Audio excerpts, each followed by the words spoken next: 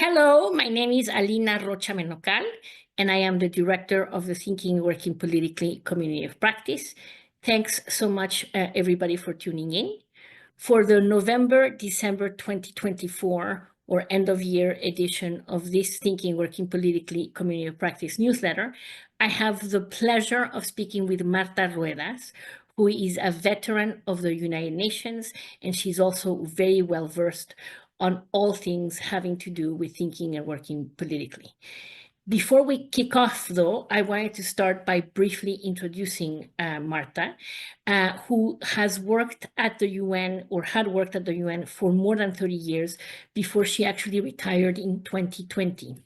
And during that time, she worked in a variety of countries across Africa, Asia, Europe, the Middle East, and Latin America, and she gained extensive experience coordinating UN development and humanitarian efforts in conflict and post-conflict countries, and she also supported many transitions towards peace.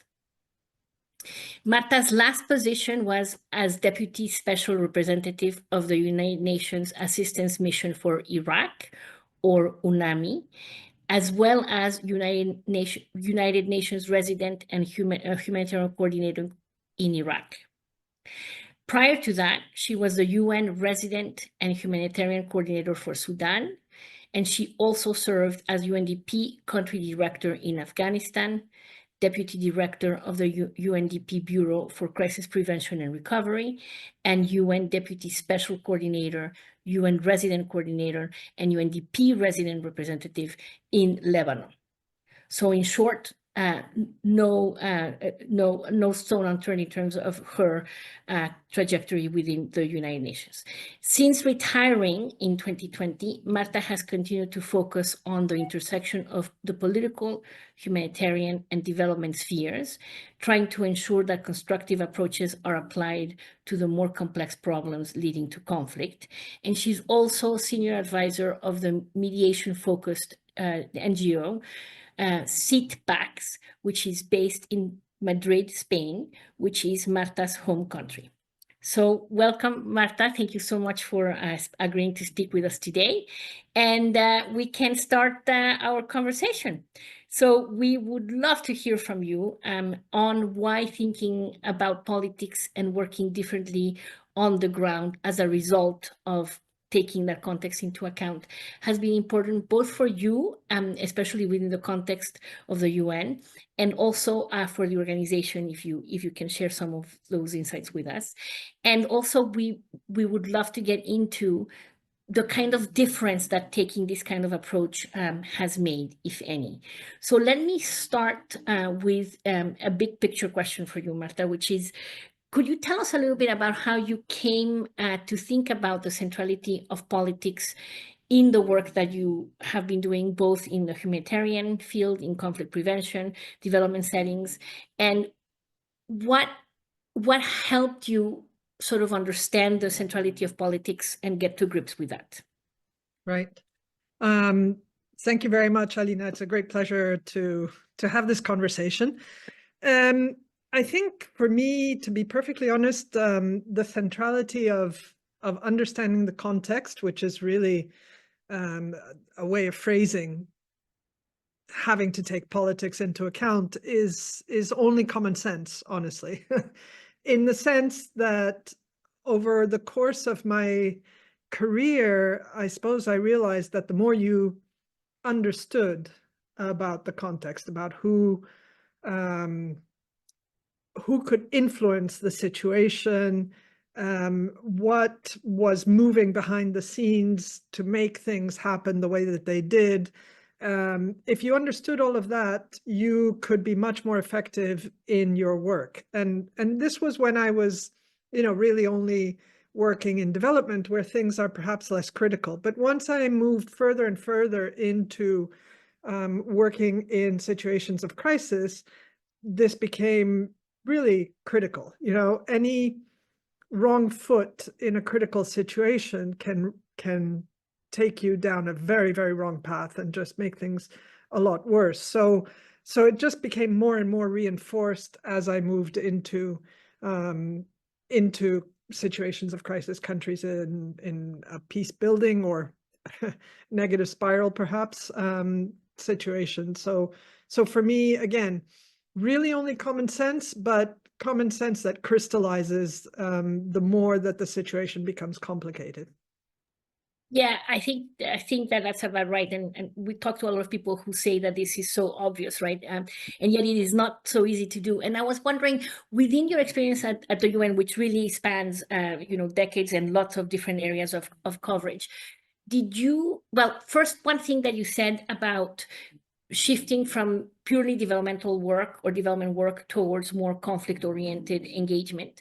Can you tell us a little bit about what that was for you, just professionally, but also, when you say that this is clearly it has to be done because it's so obvious, did you find like-minded people within the UN that helped you with this along the way, or who thought similarly to you? And did you feel like you had backing in a way to start grappling with politics and acting accordingly? Hmm. I mean, that's a good question. I think there are some people that were like-minded, perhaps, in the sense that they work through the same types of analyses. But I can't say that when I was first, engaging in this career, let's say in the United Nations, especially on the development side, that there was at that time very much emphasis placed on the politics aspect of things. When I first started working in UNDP and working only on development, I think development was looked at as a quote unquote technical issue, and that should be divorced from politics. So linking the two was perhaps seen as a dangerous thing to do, and yet I can give you the precise moment when the reality of the need for this smacked me in the face, which was in Bolivia, on a very, very trivial thing, really. But the resident coordinator, resident representative left, and we had to name a new one. The persons being nominated by the UN kept getting vetoed by the government, and the government presented their own candidate, a UN person who was, however, vetoed by the UN. So there was a bit of an impasse, and nobody could understand why this person was being nominated, given that he was vetoed by the UN. And for me, it took me 6 months of pulling on threads and trying to see, who was pushing this nomination, where this was coming from, et cetera, just pulling on all of those threads until I got to the bottom of it, the person who was at the root of this nomination. And once I did, I could, have a conversation with him, explain, that he was vetoed, why he was vetoed, et cetera. We had a very good conversation. He then went off and verified that what I told him was true. Boom, the problem disappeared. So nothing to do really with development per se, but the fact that I had to do this 6-month digging into why something was happening, that was when I first realized how important it was to know who was moving the threads, who was pulling the strings. So that's on the development side. Now, when how I started working in crisis countries, for me, complexity makes a situation more interesting. And, once you understand how development moves, it's not that it's not interesting, but it's a long-term process. It's a slow moving process. And for me, I think fast is more interesting and complicated is more interesting. So I started moving more and more into situations of greater complexity. And the situations of greater complexity are the ones where development and humanitarian and crisis of some sort are intertwined. And so As you saw in my bio, towards the end of my career, I started moving further into these typologies of countries, and yeah, so that's how it worked. So tell us a little bit about the complexity and chaos and perhaps TWP at work in such settings. Can you give us an example of the kind of work that you did, either in Iraq or Sudan or elsewhere, in these sort of conflict settings where you saw TWP in action or led a TWP in action effort and what that looked like? Sure. So I think one example, maybe the best, or I don't know if the best, but an example is Sudan. So just to put it in context, I was working in Sudan under Omar al-Bashir. He was the president. So I left just before the change, the coup, if you like, that brought him down. So at that time, the situation was to some degree evolving positively to some degree in Sudan, but there were a lot of armed clashes still going on, and a lot of areas in, geographic areas in Sudan that were close to us that we couldn't access as UN, as humanitarian actors, because most of the assistance was humanitarian in these areas. So we had to engage very, very closely with the government, on a perpetual negotiation to get access to the areas that we nominally were free to go to, but even those were very difficult sometimes to negotiate access to, and then to expand that access. And to open up areas that had been closed for many, many years. So that was, as I said, a perpetual negotiation, and you had to act politically. But in order to sort of convince the government that they had something to gain by granting us access, you sort of had to think of what else you could do that could maybe show them your goodwill or could maybe sweeten the pot to some degree. And so, one of the things that I engaged in was a three-part, I suppose, maybe four-part, depending on how you count it, negotiation between the government of Sudan, the government of the United States, and let's say the humanitarian community, to try to try to get the sanctions revoked. The country was under sanctions, very heavy sanctions, by the United States government. And one part of the sort of criteria that the United States had given for removing the sanctions was improved humanitarian access, and a number of sub elements of that. But so we engaged first. It was a discussion with the United States government whether and how to negotiate the removal of the sanctions, and then we, as the United Nations, worked very closely with the U.S. government and with the Sudanese government on specifically the humanitarian access part of it, and so ultimately we were able to, and by we I mean the collective Sudanese government, U.S. government, and UN, were able to get the sanctions removed, and that was quite some work. But to do that, the Sudanese government needed to open up access, and so we were able to get a lot more progress done on humanitarian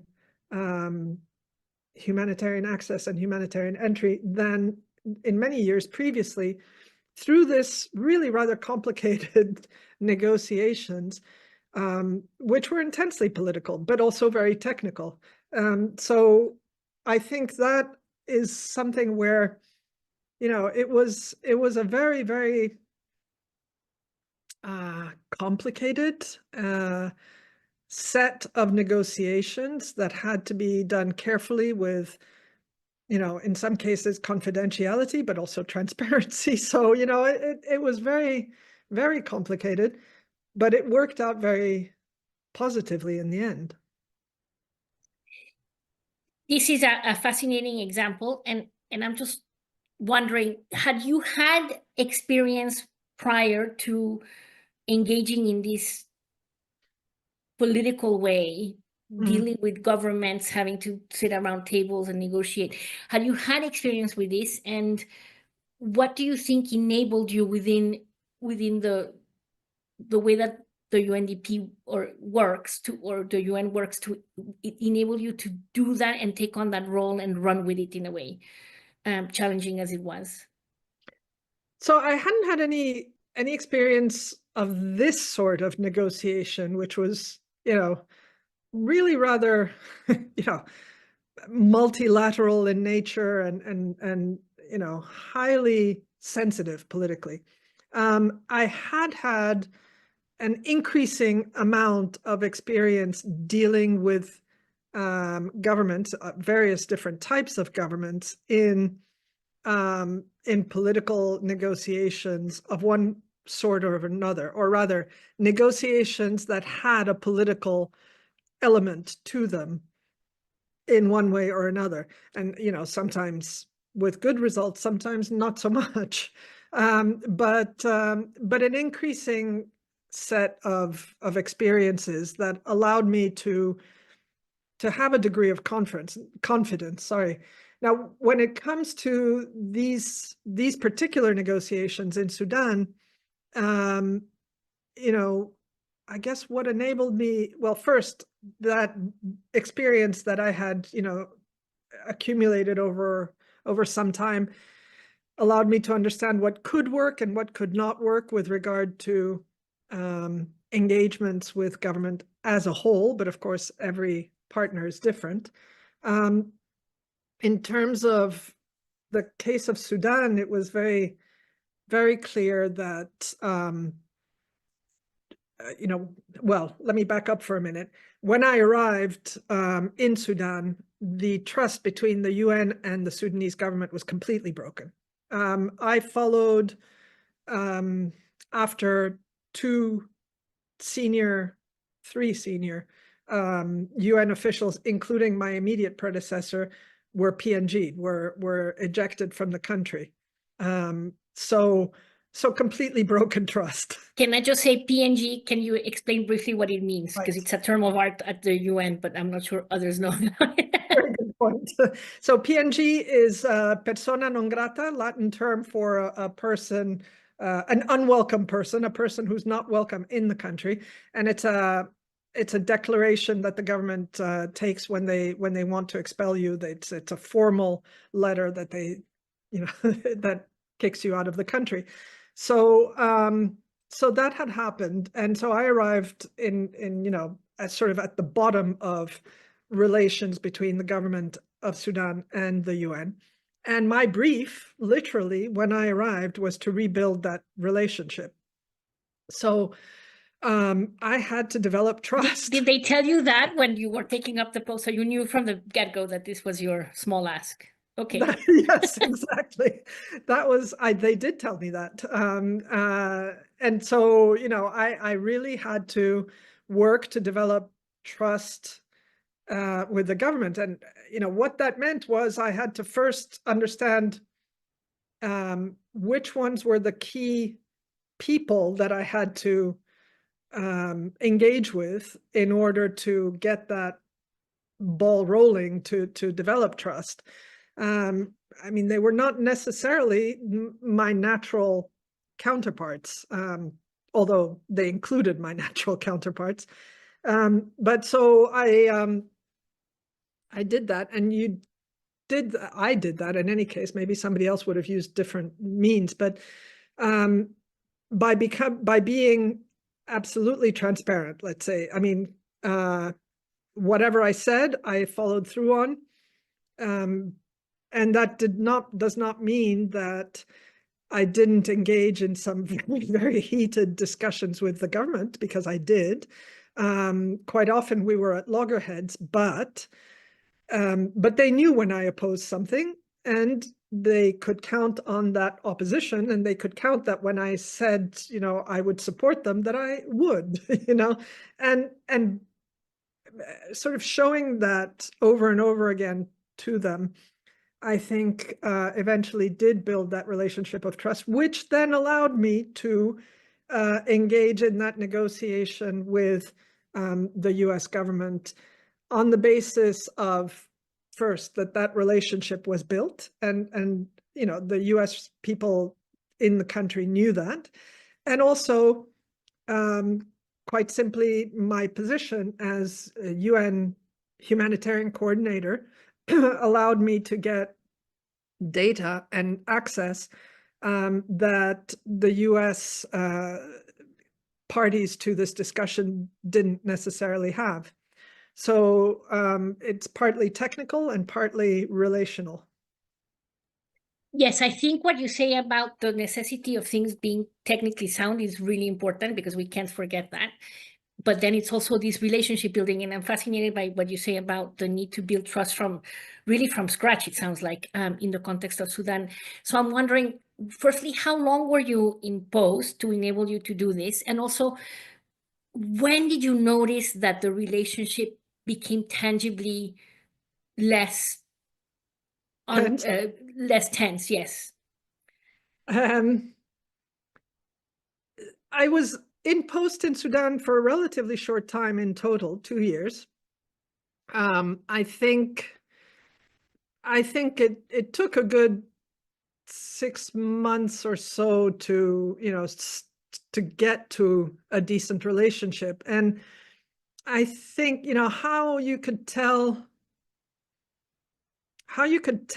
that the relationship was built was when first of all, when people started answering my calls. And I started getting calls from them. So something as simple as that. But then also, it's a very, when the discussions, you go to meetings and the discussions are very short and very, I don't know, technical or formal at the beginning. Later on, the discussions were much more relaxed in meetings, in official meetings. But in official meetings, they would still engage in, chit chat and offer me food and so on. And so, it's So really more just personable, actually.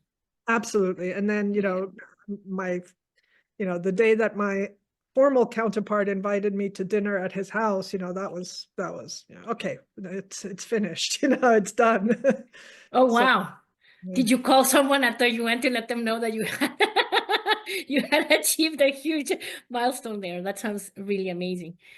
Um, were you working with a team when you were trying to do this sort of relationship building, and also having all of these different conversations with different governments and all of this? And how were you all sort of keeping abreast of what was happening in the context in Sudan? You said earlier that things in development move more slowly. In complex situations of conflict, everything moves quite rapidly. So how did you sort of keep abreast of all of these movements, and how did you keep your team, if you were working with a team, all informed about what was going on, and how did they all come to the same playing field, let's say, in terms of understanding? um Teams, the definition of team is a little bit, can be complex. In country, I had a very, very solid team and a very effective team. So, but the team, there's several different overlapping circles of teams. So I had the country team. The country team consists of the heads of agencies of every United Nations agency, and we met on a regular basis. And certainly with them, we were discussing these ongoing negotiations. Now, some of the details I couldn't necessarily share among that team, completely, but they were very, very, very much aware that this was going on. And how this was progressing or not, it sometimes went backwards and then before going forwards again. So that on the one hand. On the other hand, I had a very solid team also in the OCHA team, the Office of for the Coordination of Humanitarian Affairs, that reported directly to me, and they provided all of the data that was necessary to back up the discussions, both with the Sudanese government and with the United States government. And they had staff throughout the country that was able to get all of this information on a monthly basis, updated, very well documented, and so on. And then, of course, there was my office staff, if you like. I depended very, very much on a few key national staff as well to give me some information of what was going on in the government. As Sudanese society is a very close one, and family relations sometimes get you information as well that you don't necessarily get through formal channels. So between all of those three, concentric circles of teams that intersected in many areas, then I think I was very well supported. That's amazing. Thank you so much for sharing that, Marta. I wanted to ask you, because I know that this is only one example that you have provided, and I know from the kind of trajectory that you have and your areas of interest and engagement, that there are many other examples of where you have seen or led thinking, working politically in practice efforts.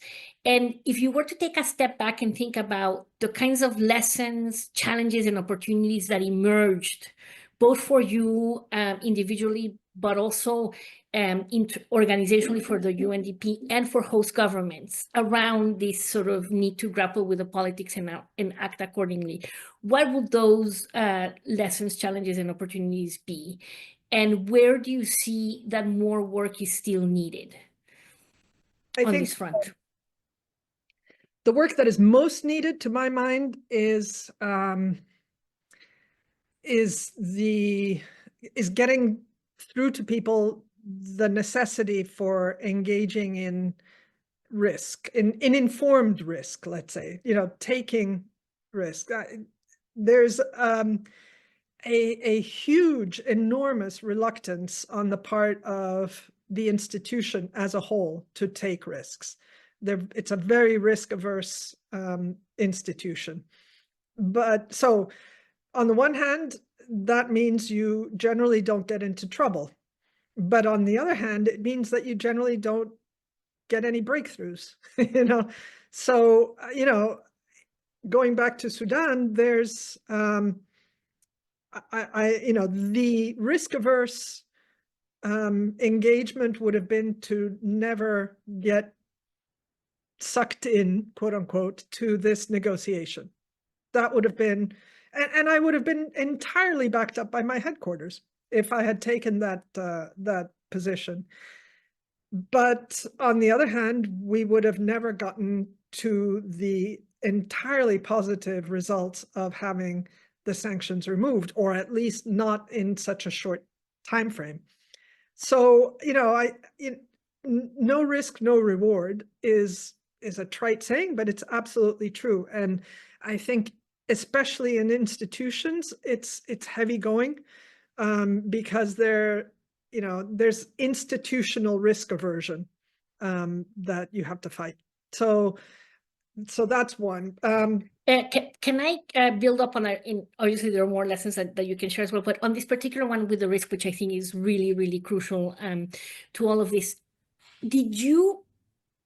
how did you communicate that you were taking risks, and what was the reception higher up to those risks? I mean, you said that your superiors would have welcomed an approach where you just sort of sit there and say, look, we can't meddle with it. So how did you communicate this, and what backing did you get to be able to get to where you did with this? Right. Well, I didn't, because I knew that they would resist it. And so my position was, present them with fait accompli rather than ask for permission. And actually, Spanish, we say, más vale pedir perdón que pedir permiso. Okay. Better, absolutely. better to say sorry than please. Better to ask for forgiveness than for permission, yeah. And that's absolutely the case. At least that's one of my approaches that I arrived at with the UN, because asking for permission was very, very problematic. But on the other hand, it does, okay, I ran into some trouble. It was trivial, but it was some trouble, if you like, at the end of this whole process. So when I left, so you remember that I told you my brief had been to build the relationship, and I built the relationship. So you may know that when people leave countries, sometimes when ambassadors or UN representatives or something, sometimes they're given medals. It's a recognition of their work. And I was given a medal, which would normally not have been a problem, except that Omar al-Bashir is the head of government, and being given a medal by Omar al-Bashir is maybe not what you want to have as a picture. So I that got picked up by a not very friendly press person in the UN. And thankfully, I had kept some people in headquarters informed of this, some, allies, if you like, and that was diffused. But equally, on the US government side, on the sanctions, the first time that the sanctions came up for review, the government of the United States declined to remove the sanctions, even though in our collective, including the US embassy in Sudan, in our collective opinion, the Sudanese government had met all the criteria, but they didn't. So I met with my team of UN agencies on the ground, and we decided collectively to issue a statement that's, it was a very politically neutral, I thought, statement, at the end of which during the statement, we laid out what the Sudanese government had done and all the progress that had been done. And we said, it's at the end something to the effect that we hope that the next time around, the review will be positive, something like that.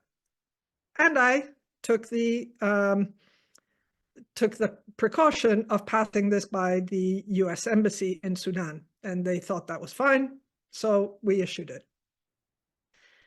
The US mission in New York, however, had not received the memo from the US Embassy in Sudan, and they thought that this statement was a negative comment on the United States, to some degree, whatever.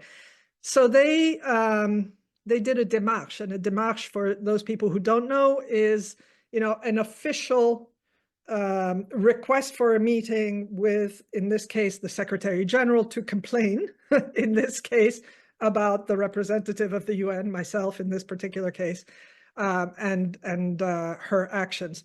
So they did this démarche, and the UN people in New York called me, all in a tizzy, but what did you do? And I just, did nothing, and I immediately called the US Embassy in Sudan and asked them to get in touch with the mission. So, this was then diffused because the mission realized that this was all,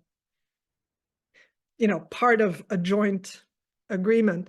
But, no matter how carefully you tread, you can run into problems. But so I had these problems, but because of the precautions that I had taken in terms of, involving the US mission, involving the allies in New York and so on, they were only bumps in the road, thankfully. Yeah, I mean, it sounds like you yourself had to work in quite a politically smart way within the UNDP to let you do the things that you wanted to do, yet giving yourself some cover. Yeah. Because it sounds, I mean, a lot of what we find, when when looking at different examples of TWP is that the individuals really matter so much, right? And you really took this at a risk to yourself in a way, right? So I mean that is quite palpable. And I wonder if it's something just innate in you that sort of led you to sort of try this, or what it was. But that's quite amazing. Are there other lessons? I mean, you talked about the risk taking, which I think is really, really important. And I think what you're saying is that you have to navigate that very carefully and at an individual level decide how to navigate that and how much you're willing to take on yourself with the relationships that you have built across the board. So that's a really important one. Are there other ones that you would like to share? Well, I suppose the corollary to that is be willing to roll with the negative consequences, because when you take risks on a regular basis, especially if you take risks on a regular basis, then at some point there will be negative consequences. The whole episode in Sudan in general was very positive, but you know, in Afghanistan, I myself was PNG'd. I was kicked out of Afghanistan after a very short 5 months, you know, and that was because of it was a no-win situation, a discussion with the then president of Afghanistan, who wanted control of a program, of the finances in particular, the budget of a particular program that the donors were not willing to give to the government of Afghanistan. So, you know, UNDP was managing those funds. The donors did not want UNDP to let go of that budget, to give it to the government of Afghanistan. The government of Afghanistan wanted it, or the president did. And I was caught in the middle. So,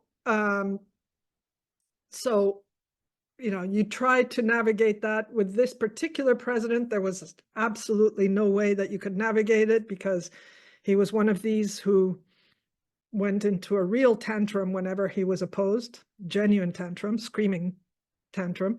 And when we came to him, and by we, I mean the Minister of Finance and myself, after discussion with the donors, with the program that was the only agreed upon program that could happen, he sacked his Minister of Finance and he PNG'd me. So, you know, that was that. And so I left Afghanistan and I ended up in Sudan, which was no bad thing. But you know, these were risks that had a negative consequence, because I was kicked out of the country, and you have to be willing to accept that. And I was very not so secretly happy that 3 months after I left Afghanistan, he was forced to sign the very program that we had presented to him, because there was no alternative. But, you know, recognition of reality is not something that high-level politicians are famed for. Meanwhile, we need to grapple with that reality. Can I ask you before closing, Marta, you have been so generous with your insights and with your time, but if you were to give advice to others, both within the UN family and also outside, people who are working in development, conflict, humanitarian spheres, trying to get traction for the better, what would your advice be, or what would you recommend that they either read, learn more about, or try?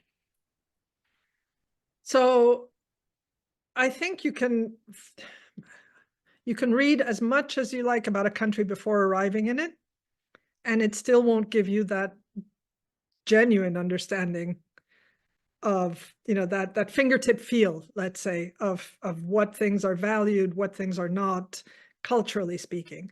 So what I would suggest is to come to any country that you're going to be working in with a completely open mind, and upon arrival, really start trying to understand what kinds of things are culturally valued. And I'll give you a little bit of an example, going back again to Sudan. Shortly after my arrival, I was invited to some meeting conference. It was a conference. And before it started, I was already there. They needed to rearrange the tables because, I don't know why. So I helped them rearrange the tables. Boom, nothing special. Sat down, the conference took place. The next day in the newspapers, it was picked up that I had helped rearrange the tables, which, not necessarily the substance of the conference, but that I had helped rearrange the tables. And it was presented as, this representative is, sort of, I'm simplifying it considerably, but, with the people, one of the people or something like that, can get her hands dirty or something like this. But it gave me the sense of the kinds of leadership qualities that were valued in Sudan. And so I started looking for what else in the papers, were reported on about people's actions and how they were portrayed. And, it shows you, it does give you a very, very good sense of what they value culturally in a leader. And if you can then, have that kind of style brought into how you act, then it becomes a very, very much more effective way of engaging. That's how you started building the trust, by rolling up your sleeves and carrying tables. Well, I was fortunate that my own innate leadership style kind of worked with theirs, but so that's one that thing that I would recommend. But yeah, understanding the context is a sine qua non, however you are able to do that. I would say also to speak to more than just your, when you arrive in a country, there are your natural group of people that you engage in, the international community, your UN colleagues or whoever, your natural counterpart groups that you engage in. That's a very closed group. And it gives you a lot of information, but it doesn't give you all the information. So I would say to, try to go out of that group, break into other circles of information. To my mind, the local staff are a natural entry point into the local community and, that kind of thing. And, break out of the normal circles is another recommendation that I would say. Amazing. That's really great and wonderful. Thank you so much for doing this with us today. And I don't know if you saw, Marta, but we do have a working paper that came out recently on Sudan and how political economy analysis was used as part of a FCDO funded program for young people as a way to enable young Sudanese people to come to grips with a very fast-moving political environment, and how that turned into a story of empowerment, actually, against the odds. So if you haven't seen it, I will plug it. But yeah, thank you so much. And yeah, thank you again. Muchísimas gracias. Placer. Thank you very much. It's been a great discussion.